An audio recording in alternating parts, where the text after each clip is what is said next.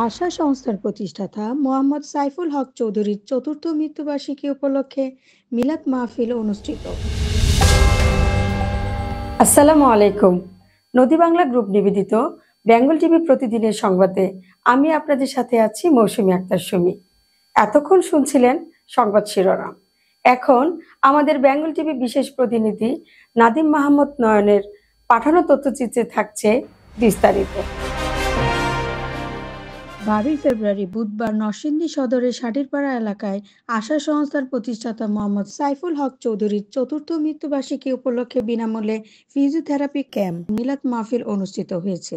এতে ছিলেন ঢাকা বিভাগের senior additional divisional manager Mohammad Abul Kalam Azad, Narsingdi জেলার senior district manager Mohammad Shamim Al Mamun Talukdar.